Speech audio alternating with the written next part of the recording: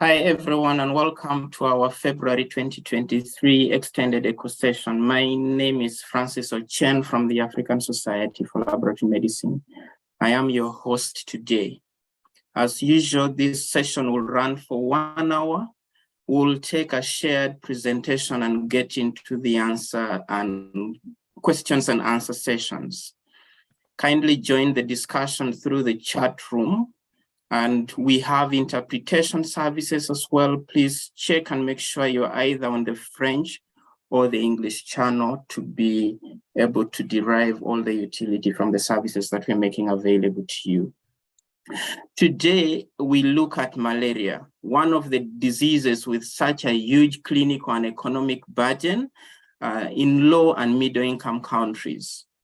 We also know that the framework for malaria elimination 2016-2030 outlines some of the strategies, tools, and activities to guide control and elimination activities across the different transmission spectrum, including local stratification of transmission intensity, optimizing vector control, enhancing case detection either through passive, active, or reactive approaches.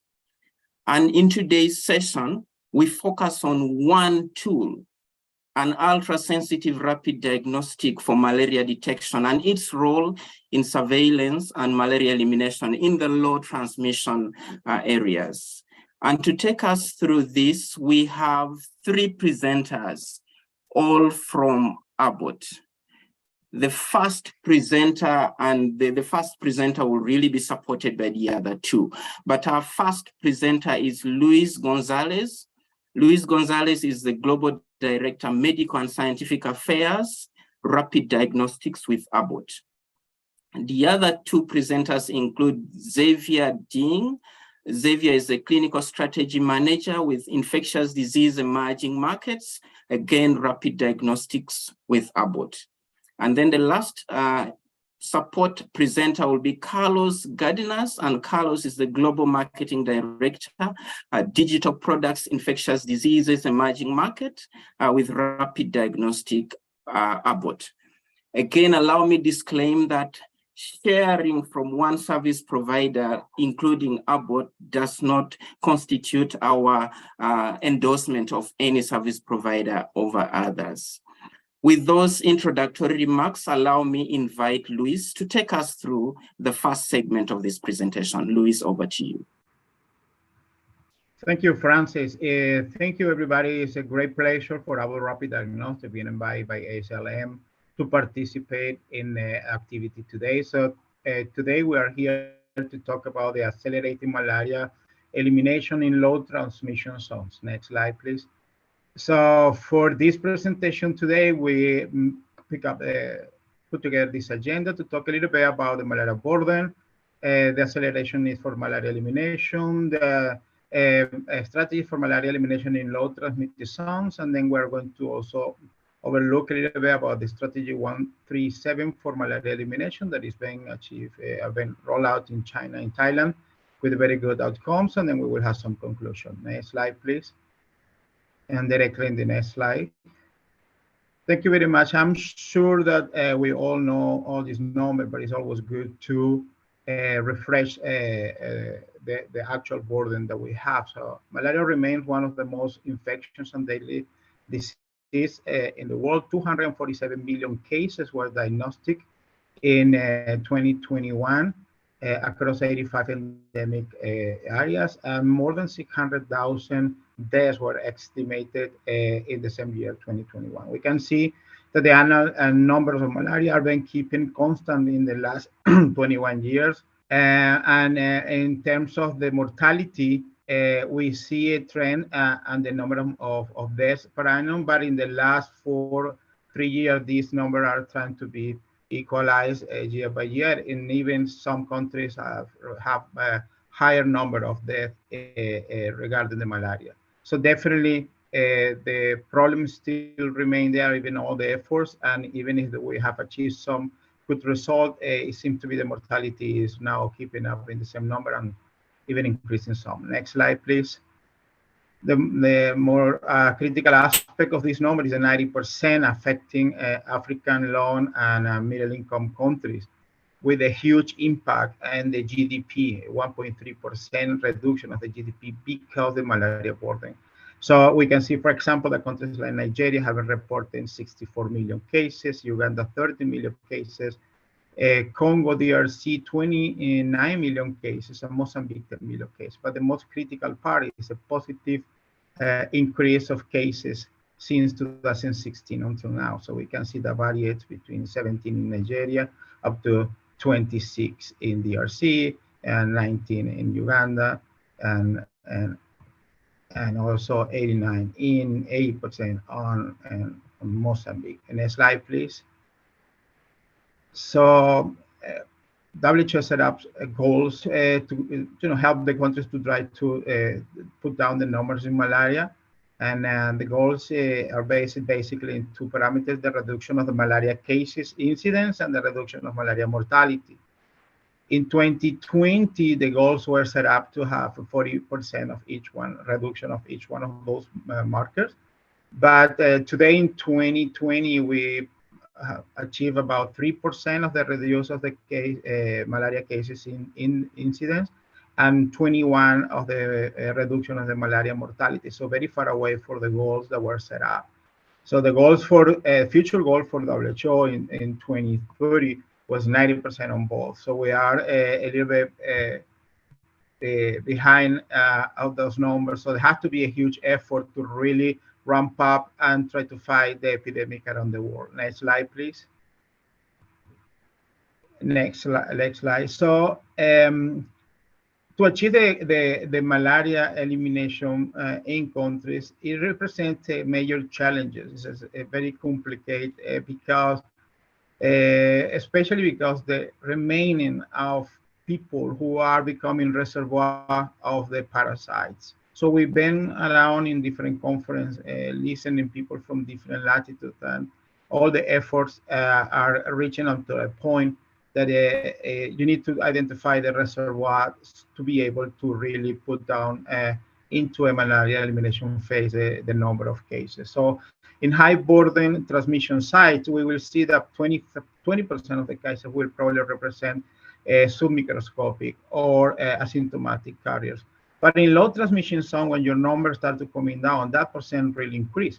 And even if your total numbers are low, the percent of patients who are carrier with a submicroscopy malaria or asymptomatic carriers who become your reservoir became 70 or 80% of the possible cases in country. Next slide, please. That's why this is important to establish strategy who allow you to target in those phases the asymptomatic diagnostics. So for example, why this is so important? So here we have a work done by Dr. Stephen Taylor in Kenya with a big group of collaboration who demonstrate that the mosquitoes who are in the household in transmitting the malaria, they have a 2.6 more chances to be infected because they are biting a people who is asymptomatic than a patient that is asymptomatic with malaria.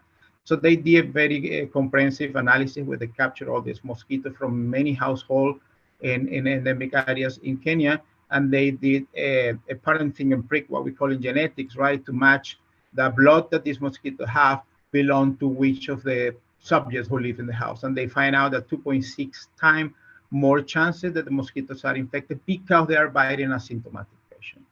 So also, they also demonstrate that you have a 2.6 more chances to develop malaria cases if you are an asymptomatic carrier. So the asymptomatic carrier of the parasite will develop more malaria than the people who are not asymptomatic carriers.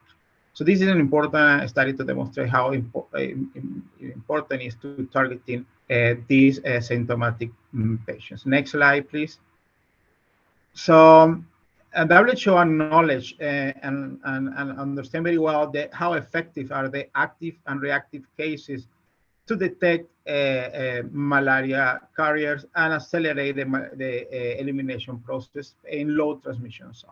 So in active cases detections, we know that is involving mass parasitology testing in populations either in a specific geographic area or in high-risk malaria infection. And the reactive case detection is based in actively diagnostic people who live around the positive cases that are being diagnosed. When you have a positive case, the idea will be go to the household or the area where these people live and clean and screening people around to identify who are the malaria carriers, and then obviously put it in treatment as possible. So these active case and reactive case are really demonstrating that are the way to identify this reservoir and put it on treatment to eliminate the parasitemia that they have, and that's why it becomes reservoir. Next slide, please. So there is a four time higher probability that the people get infected if he's next to or live around people who have an index case. So people have 4 times more chances to be infected an individual with proximity to index case. So that's why it's so important this active and reactive protocol in order to identify these people who are. So 67% of the household with RDT positive resident are likely not to be identified. So if you have a passive case detection, so you are going to miss a lot of the patients who could potentially be positive if you have a passive case detection. And 55% of our RDT positive individual misses through the passive case could be identified if you establish a reactive case detection. Next slide, please. So, but currently, RDTs that are being used are very difficult to detect asymptomatic patient in low transmission area, limiting the value that this tool can bring, right? So about 10%, 90% of the infection in low transmissions area remain asymptomatic. So you need to have tools are capable to reach as much as possible this population when you are into a low transmission area and working through malaria elimination. Performance of conventional RDT based in pulse sensitivity only reach 73% of having 73% of infections that are missed if you use the tool who don't have the right sensitivity. Next slide, please. So next slide, please. One important aspect of the malaria diagnostic obviously is in pregnancy, right? In pregnancy women. So malaria in pregnancy accounts for 575 maternal and infant deaths per day. And many of them could potentially be prevented, right? So pregnant women, 127 million pregnant women are at risk of malaria around the world, 3 times more likely to suffer severe malaria if you are a pregnant woman, 3.8% of probability to develop an anemic if you have malaria, 50% of rate of pregnant women due to the severe disease from the malaria infection. It's a 50% mortality rate that could reach because of malaria. And fetal outcome, we have also the 1.8% of the chances, more chances to have a mortinato or stillbirth, and an infant outcome 2% have 2 times more chances to have a low birth weight, and 25% of risk to be transmitted HIV if the mother is HIV positive because of the malaria effect. So next slide, please. So to tackle malaria in pregnancy, WHO have a very comprehensive package to approach that. Number one, obviously to use the insecticide treated nets, the IPTP, which is in the intermittent preventive treatment, is giving a prophylaxis treatment to the pregnant woman when they're being identified to be pregnant, and also, but the diagnostic is referred only to women who show up with symptoms. So a systematic malaria screening of pregnant women without symptoms is not supported by WHO at that moment. Next slide, please. So the conventional RDT and microscopy uses in the decentralized setting have a low accuracy in detecting malaria in pregnant women. 44.7% when you use a conventional RDT, and 29 or 30% when you use microscopy. And this is how difficult it is to do the diagnostic in pregnant women. And we know all why this is happening. Next slide, please. So next slide, I think I'm going to hand over now to my colleague Xavier from our clinical affairs team, who is going to talk about some of the data that exists to support this claim. Xavier, please. Yeah, thank you very much, Luis.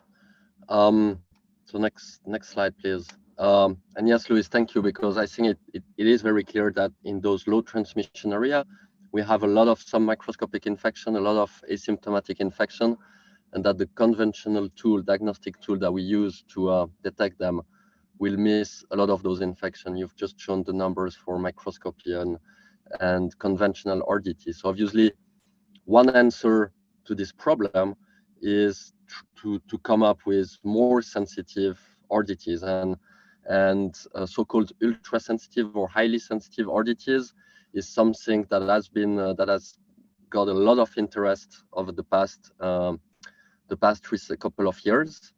And what you see on this slide is actually a very interesting meta-analysis of 15 different studies looking together at more than 20,000 samples and using PCR as the reference standard. And this is comparing the performance of ultra-sensitive RDT versus conventional RDT. And what you can see is that overall the sensitivity is better, right? So in that meta-analysis, it's 61% versus 42%. But what is also very clear is that the differential in performance, this improvement in sensitivity, is much bigger in those settings where you have a lot of those hard to detect infections. So amongst asymptomatic, it's twice better. You go from 27 to 50%. And in low transmission area, where Luis, you explained very clearly, we have a lot of infections that are submicroscopic, that are going to be asymptomatic. Also, the difference is very big, 36 versus 62. In high transmission area, on the other end, you see that you still have a difference, but it's much lower, right? The increase is much lower. And so it's really showing that those highly sensitive RDT are going to deliver a lot of value in those difficult settings, low transmission area, where you have a lot of hard to detect infection. So next slide. Another very interesting story, right? We also discussed that pregnant women are especially at risk of asymptomatic infection that are known to have, detrimental effect both on the mother and the fetus or the baby. And there has been a number of studies looking at the performance of highly sensitive RDT for malaria in pregnancy. One study that is particularly interesting is a big cohort study that was done in Benin, following up women from before conception all the way to delivery. And then retrospectively, it was looked at what are the infections that could have been picked with a highly sensitive RDT and that would have been missed by a conventional RDT. And 37% more infection can be seen by an ultra-sensitive RDT. Another piece of information that is very interesting coming from this study is that those women who were infected with those infections that could be seen only with a highly sensitive RDT, they were at higher risk of having anemia as compared to women who were negative by PCR. So meaning those low density infections are very likely to have health consequences for the pregnant woman. And there is a strong rationale for trying to detect them and treat them. Next slide, please. And in fact, while we talk about highly sensitive or ultra-sensitive RDT as a category, there is actually only one product that falls into this category today. It's the catalog number 05FK140, and it's a test that has been evaluated by WHO, which is pre-qualified. So you can look at all the performance data in this document, which is the Malaria Rapid Diagnostic Test Performance a report from 2018, which is available online on the WHO website. And next slide, please. This is just a snapshot of the WHO pre-qualification public report about this product. And what you can see there is that performance of RDTR reported in that system as panel detection score, and panel detection score is very high, is 98% for falciparum, but it's the way this system is set up is that it's looking at symptomatic infection, right? So it's looking at samples with relatively high parasitemia, and so that's why there is this limitation called upon in the public report, saying, well, because WHO doesn't recommend to go after asymptomatic, they don't evaluate product performance against asymptomatic infection, and so you will see as a product that would have similarly high panel detection score against those samples that are at relatively high parasitemia. But as we've seen in this meta-analysis before, it's really for those asymptomatic low-density infection that this product shows the best value. Next slide, please. So it's also a product that is listed on the Global Fund list of product that can be procured. But similarly to WHO, Global Fund has a position where there is no strong recommendation to go after asymptomatic. But I think what we are showing today, and what is actually becoming more and more clear, is that this gap is closing between, you know, product that can detect more infection and data that demonstrate that actually detecting and treating those infections have a benefit both at the individual level and at the community level. As Luis have shown, those asymptomatic infections, they actually transmit to mosquitoes, and they are very likely that you are at higher risk of eventually getting a symptomatic infection. So this is we think this is a fast-moving field. We think there is a need, as stated here, for more evidence, but this is definitely something that we should all keep a very close eye on. Next slide, please. Obviously, to address this question of you know, low-density infection, low transmission area, malaria elimination, another extremely important aspect is surveillance. And I'll now hand over to Carlos to address this topic. Thank you. Great, thank you. Next slide, please. Now we will discuss the need and importance of surveillance digital tools in the fight against malaria. Many countries are facing challenges when it comes to capturing essential malaria data from point of testing, and this has become more difficult when data needs to be captured from remote sites or sites with challenging network connectivity or no connectivity at all. First, the lack of not being able to consistently having test data prohibit health authorities and decision makers to assess disease trends.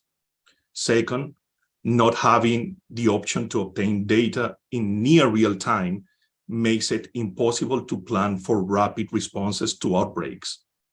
And also, it makes it difficult to optimize any kind of responses for affected areas. Next, please. So WHO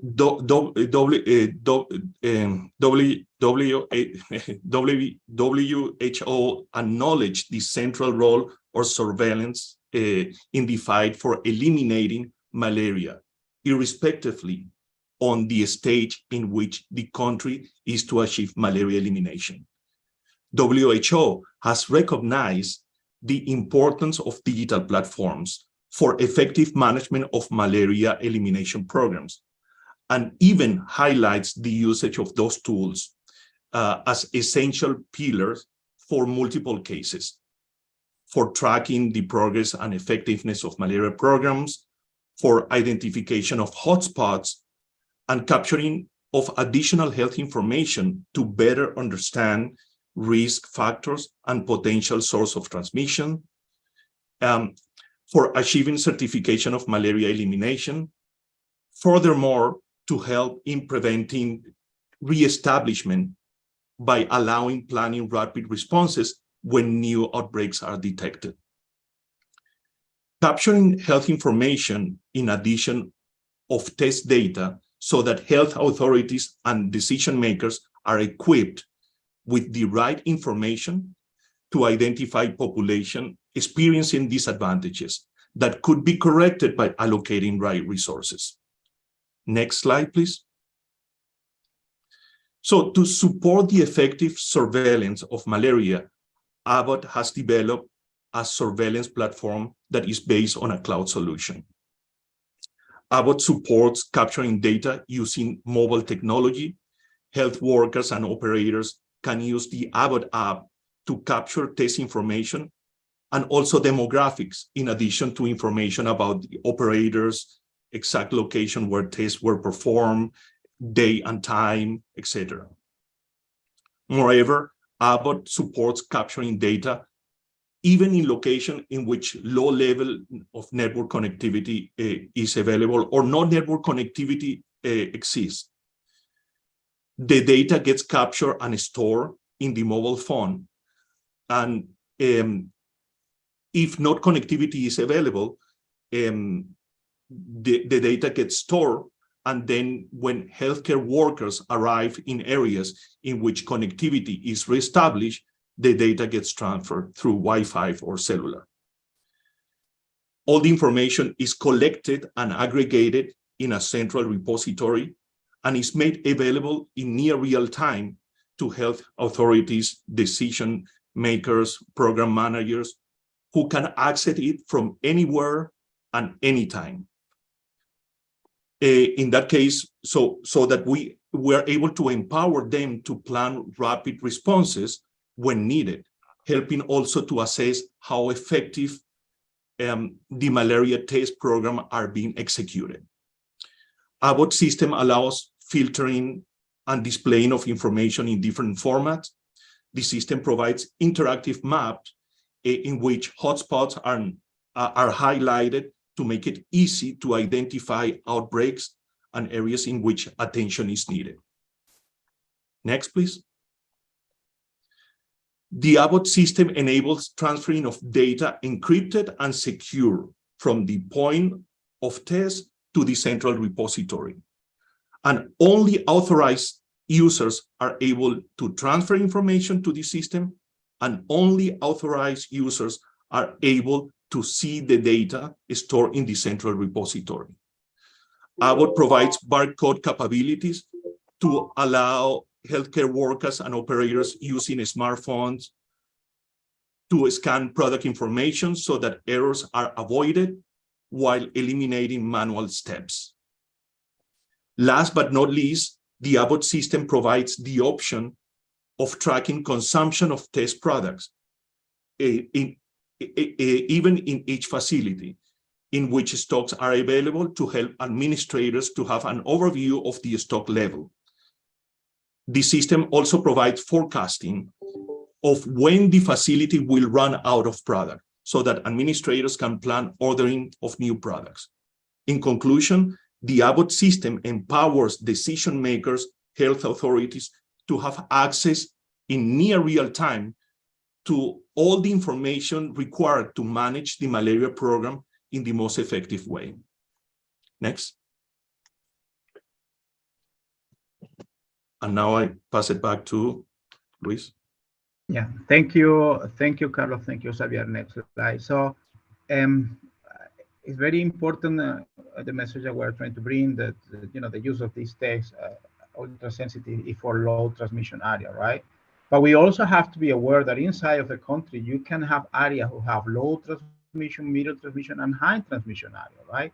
So if we see here the maps that we are showing up here, we can see that in countries you could have some areas are already into a middle or low transmission area. So the suggestion, obviously, for many researchers is that you start treating this area with low transmission as the malaria who are going into a malaria elimination area, right? So you can see here Uganda, with the northern Uganda, you have a high transmission area, but then you have in the southern west part of the country areas with a low transmission. Same thing happened in Rwanda, for example, the way you can see even 3 different areas, one with a high burden places, one area with a middle level of transmission, and Kigali region with a very low transmission. Same thing with Tanzania, with Malawi, and Mozambique. So you have areas inside of the country who are already a middle or low transmission area, who are susceptible to establish this type of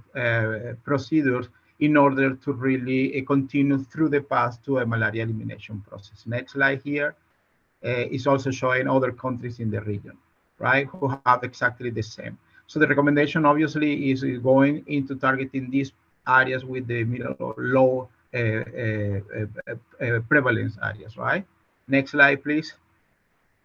So summarizing what we are seeing and the power of using technology combining with high-sense rapid tests, we potentially can have a system who allows you to identify what are those spots in your areas with the middle or low transmission area where you are having some cases, and try to react as soon as possible to identify possible contacts or reservoir around these in the cases in order to be able to send your teams to those regions and try to implement all the measures that are needed in to achieve this goal. So you have a rapid testing, you have ultra-sensitive capacity, you have a connectivity solution, and then if you put that working in those places and you identify positive cases, your team that you organize could definitely go to those areas and implement a strategy who allow you to minimize or try to identify people who probably are been in contact, people who probably are asymptomatic carriers, right? And this solution will definitely support the 137 strategy that are being established to go into elimination process in low transmission zones. So next slide, please. So here, China has set up a 137 strategy in their program to achieve malaria eliminations, right? So in this strategy, in day one of early malaria cases in the community, you have to confirm it by a rapid diagnostic test or microscopy and treat the patient, right? In the day three, the local CDC group or Ministry of Health group who take care of malaria have to confirm and investigate these cases and establish if there is a risk of a spread of that in the region, in the surrounding areas, right? And by day 7, the health authority manage any malaria risk in the area where the person with malaria has spent time. Well, basically, they set up 3 specific dates in a very short period of time when they can really be reactive when they have a positive case, confirm the case, go to the sites, identify, the possibilities. Is an imported case, somebody who came from outside, from another place, so it's something that is really happening in that geographic, and establish a testing program around it, a reactive cases program around it, and try to minimize the possibility of the expansion of this epidemic wider into the population. So this is one of the reasons how China is been controlling and having success in controlling malaria for their malaria elimination effort. Next slide.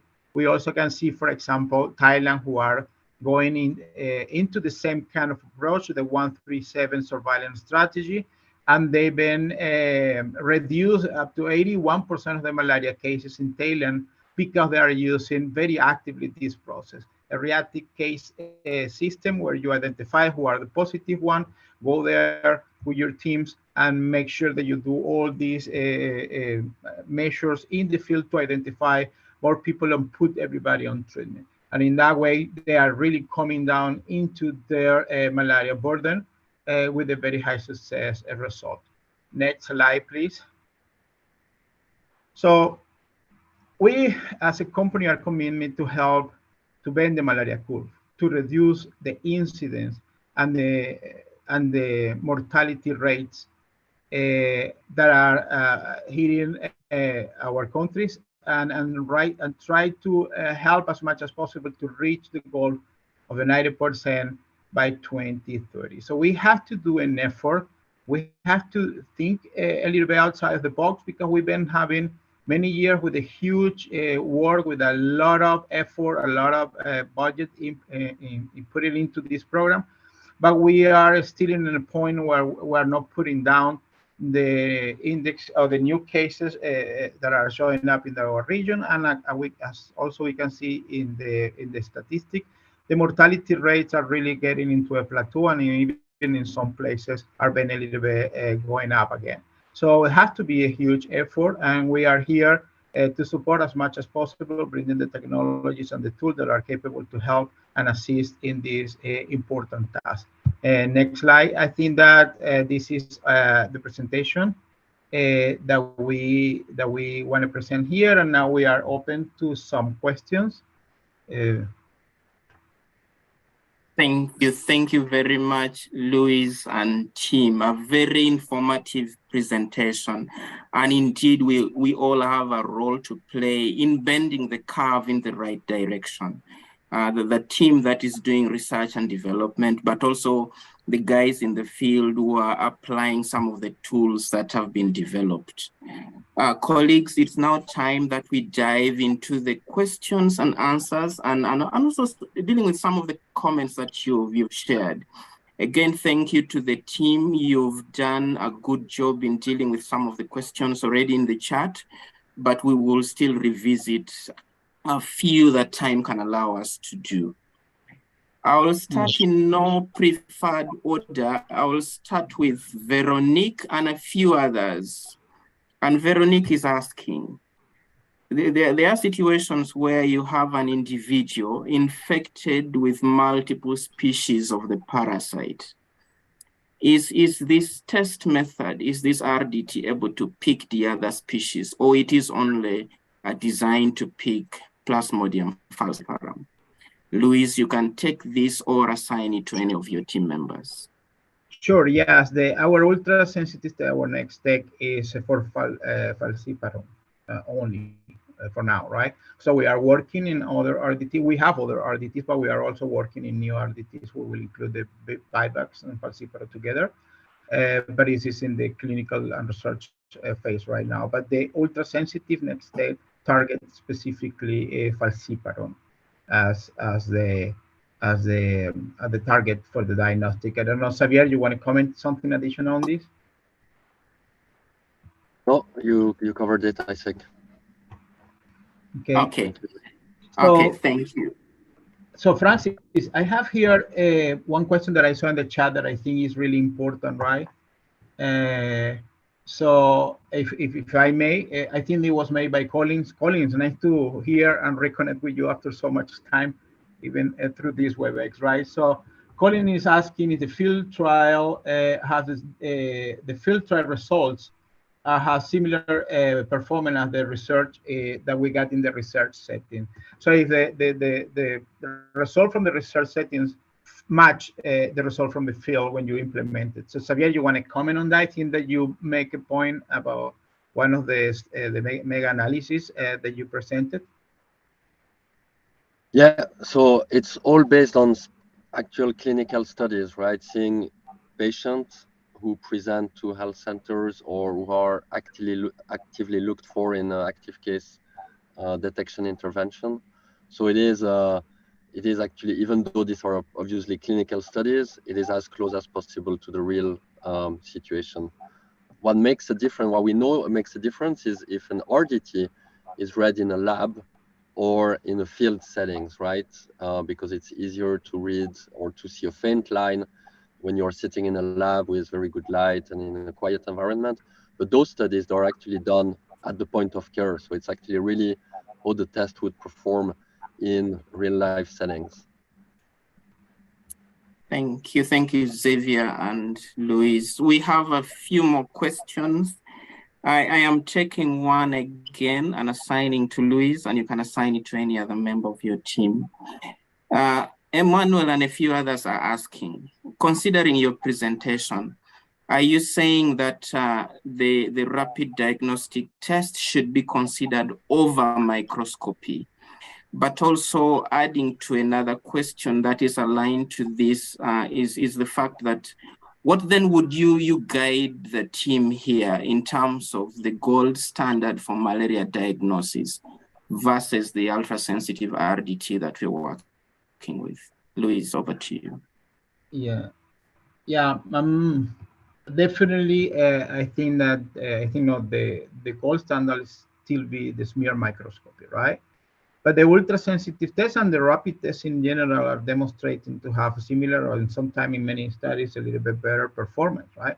But there is another aspect of our RDTs. How easily are the RDT to be deployed, and how much you can really expand the diagnostic when you use tools that are easy to use. And this is a public health approach, right? In the last COVID experience and 2 years that we have really demonstrated that even having a very sophisticated technology, but if you have a sample transportation and wait batching to have a result, it became an issue, right? But when you deploy a test that is capable to reach more people, then definitely the number of cases that you are going to be identified is going to be higher. So we have some data really to demonstrate that RDT are presenting, a better performance than microscopy. But of course, this is a decision of a country how they want to go for. The good aspect about RDT is how flexible they are in a way to deploy in many areas, many community-based, are easy to be used. If you are obviously receiving a training, a minimal training, you will be able to use it in many patients. And also it doesn't require the maintenance. Even if it's minimal with microscopy, you still have some kind of maintenance. You have to have a trainer, people who have been trained in the naked eye to identification. But in general, well, always there is no one perfect tool. You have to use a combination according to the setting of your countries, of course, right? But the RDT are representing a very powerful tool to expand the diagnostic. I don't know, Xavier, you have a lot of experience in clinical trial. Would you add more comment on this? Yeah, just to say, I guess this question of gold standard is a bit tricky as well. We have to understand if we're talking about what is the standard of practice, what is the most commonly used method. And I think microscopy and RDT are actually probably both on equal foot there. I think there has been a massive transition to RDTs in sub-Saharan Africa, at least over the past 20, 25 years. And we all know it has helped a lot in doing better diagnostic for malaria, which is also why we have now a WHO policy recommendation that says you don't treat unless somebody is tested positive by microscopy or RDTs. But then gold standard could also be, a standard of truth. What is the best method that today exists to know that somebody is positive with malaria? And then in that case, it's molecular method. But we all know this is extremely expensive, hard to use, complicated to implement in a point of care, impossible in a point of care setting. So, the best, most sensitive method that exists are very costly, heavily complicated, maybe can be used in research setting. But then today we have data showing RDT, they work extremely well, definitely as good as microscopy, and they don't have the same challenges in, ensuring you have access to a good microscopist. It takes time. You need to be highly trained to get good performance in microscopy. So there is all this element to take into account, really. Okay, thank you very much for that comprehensive answer. And again, for the different countries, you also have your testing algorithms and guidelines on how to deal with malaria diagnosis.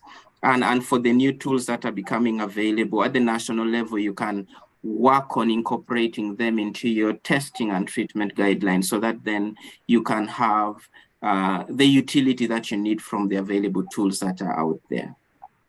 Now, there is a simple question, but very important for me here on the sample type. So which is the most preferred sample type for this kit?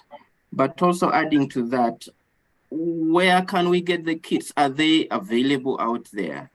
And where can they be got from? So those two questions put together from Sengai and a few others who are asking on the sample type and then availability of the test kits.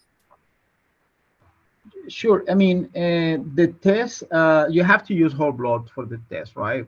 Venipuncture, you can use also venous blood for the test because you need to have the cells, right? Cells present in the sample. So advantage of a finger prick, of course, represent that you need less structure to be able to deploy the test, right? If you have to use a venipuncture, then you're stick to have a phlebotomy and the conditions required to get a blood from from the venipuncture. But in terms of the use of the whole blood, no matter where they come from, is the right sample type.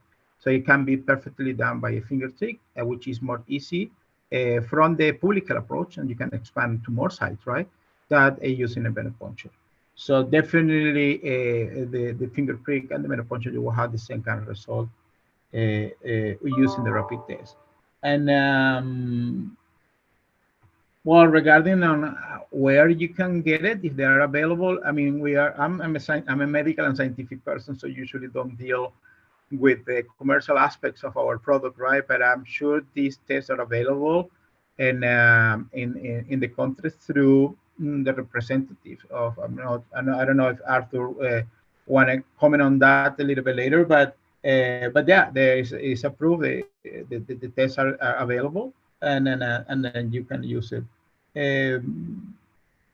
So regarding the venous and capillary, Xavier, you want to add something about some studies probably that you know done before? Yeah, that's as you said, right? That's a good question that is often being asked, and we do this, right? We compare in our studies, we compare capillary versus venous, and we see extremely good concordance. So both sample type will give you the same result. So as you said, right, capillary is easier to collect, but sometimes you have venous blood available because there are other tests that needs to be done.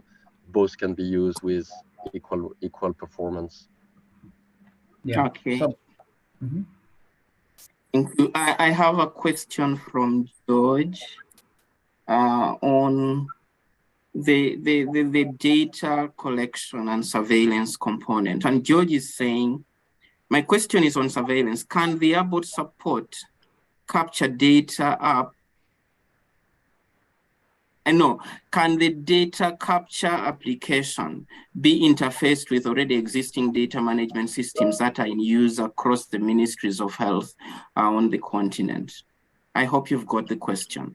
Yeah, and that's a very important question because the connectivity solutions definitely will require the flexibility to be adaptable to existing system. But I'm going to let Carlos, which is the specialist to talk and explain a bit about this, how our system is capable to communicate with existing systems in country to transmit the information.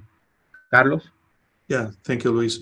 Yes, indeed, our system is able to communicate with other systems or with existing systems.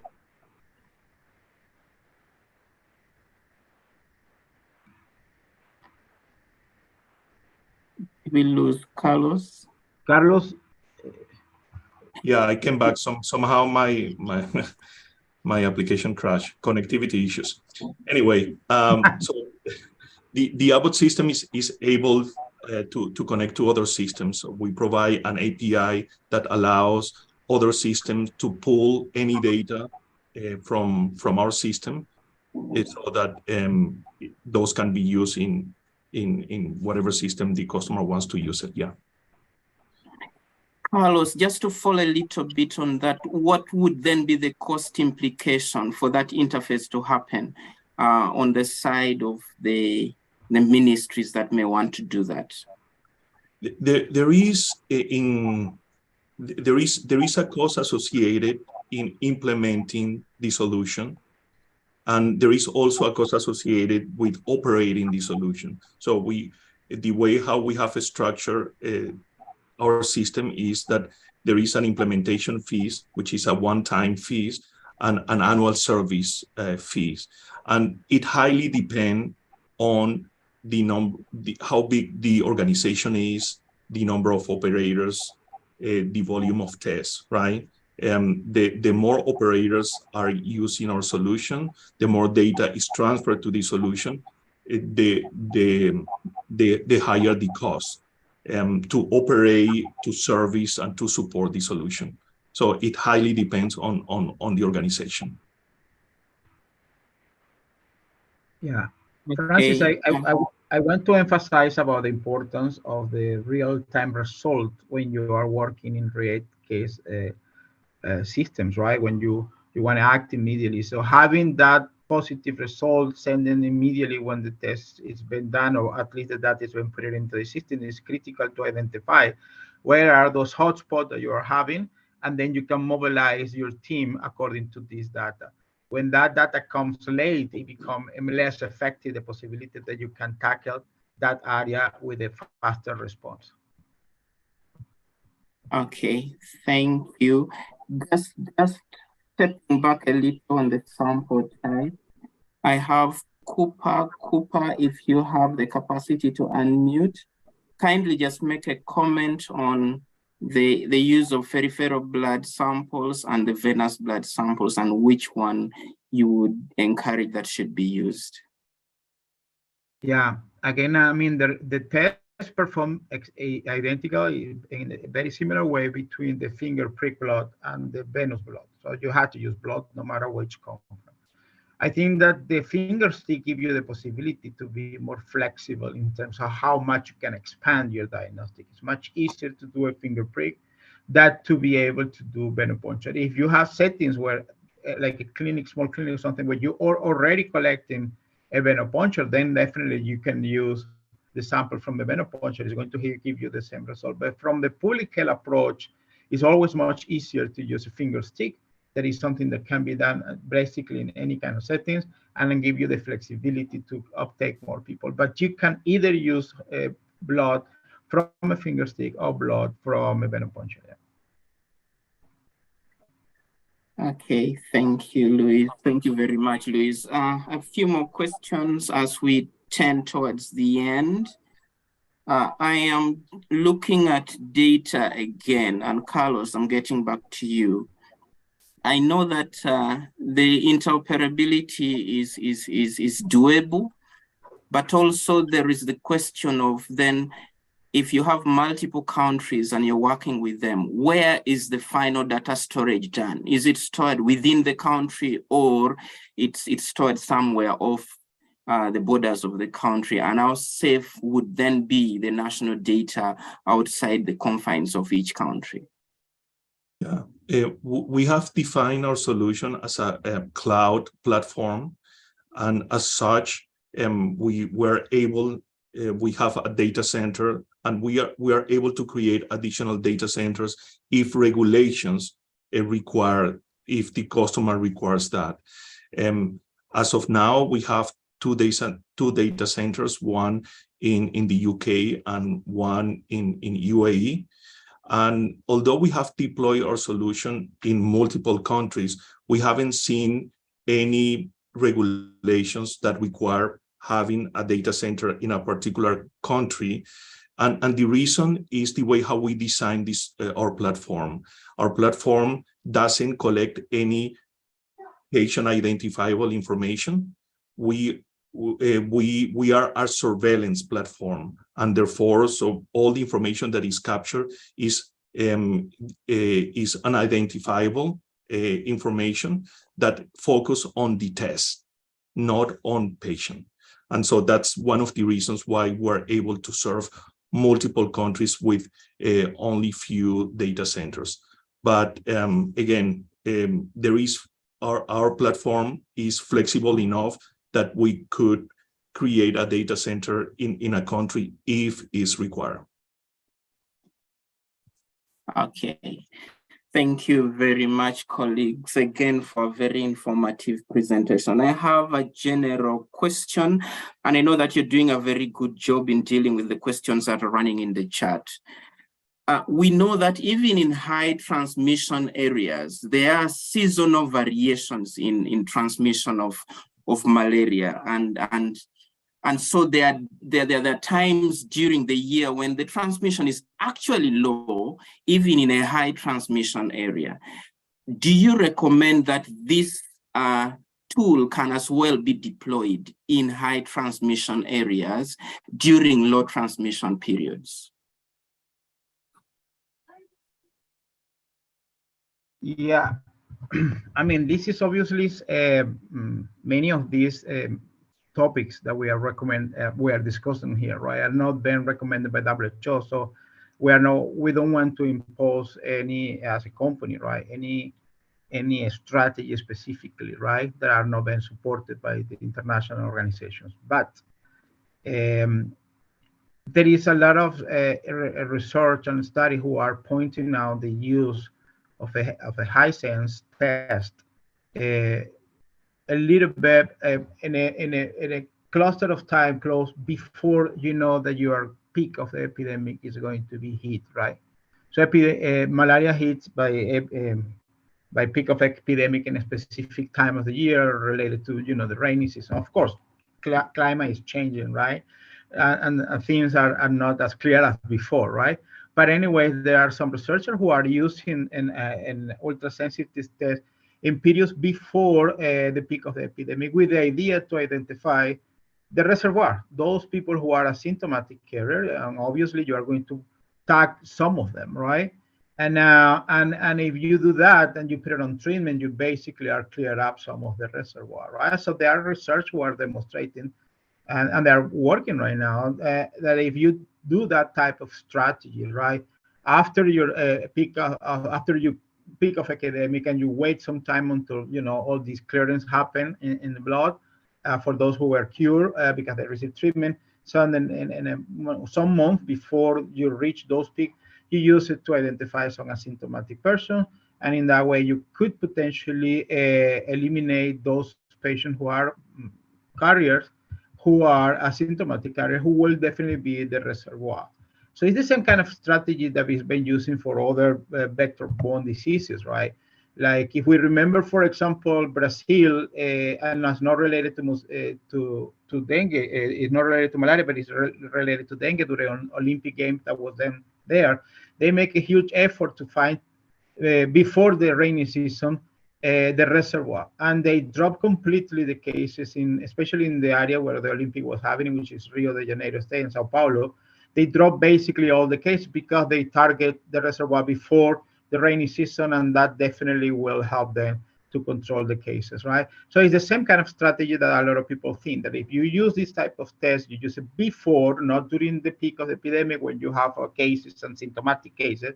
Before, if you do some screening, you can identify this reservoir, you will put a treatment to them, and in that way, you will put down your reservoir, which is one important element of the transmission of diseases like this, right? That you have a reservoir. You have a reservoir where the parasitemia is still happening at some level, and they are potentially 2 times more prone to infect the mosquitoes who are going to infect other people, like we saw from Steve Taylor's work. Xavier, you have any comment on this? No, I think you're perfectly right. There are no formal recommendations from WHO to do this, but I think there is a lot of interest in exploring any type of intervention that can help drain the transmission reservoir, whether it's attacking low transmission area in a high burden country or operating during a low transmission season. So yeah, I think everybody will agree that more research on this will be useful and needed. Yeah. And we are seeing, Francis, a lot of other places that they are really going into a malaria elimination phase, that they do for many years, many impact activities, but they haven't been able to get that final point, right? So Dr. Dionisia from Peru, for example, who worked, and she described the buybacks some years ago, right? And they're doing a good intervention in Peru, who have low level of, let's put it in some of the jungle areas, right? And whatever they do, all the activities that they do, but they always come that they still have a submicroscopic percent of patients who remain there without being identified. And because the law in that specific country say that you only put treatment in those who you have a positive result with microscopy, for example, they couldn't really reach that group, right? Because they couldn't identify. Now they are trying to change the rules in their country to try to be able to implement this kind of setting when you the season of malaria, identify those patients and put it on treatment to eliminate your reservoir. So the conclusion from her is that if we don't go and eliminate our reservoir, it's not going, it's going to be extremely difficult for us to really go into a malaria elimination phase completely. Yeah. Thank you very much, Luis. For sure, we need to eliminate the reservoirs if we are to eliminate malaria. I will take that as your closing remarks, as well as we've run low on time. Colleagues, thank you very much for being part of this very informative session. We've covered a lot, and you now know that there are additional tools out there that we can use to support our control and elimination strategies. and make sure that this very high burden disease, clinically and economically, can begin turning the curve in the right direction. We have the certificate codes on the screen for those that need to pick their certificates from the ASLM Academy website. And thank you again for being part of this. We will share the slides through your mails and also through our online resource center, including the recording for this session. With those remarks, I would then declare that we've come to the end of this session, and thank you very much for being part of this. And thank you again to our presenters. You've done a fantastic job in supporting to introduce very, very concretely yet another tool that we can use in the fight against elimination of malaria. Thank you, and over.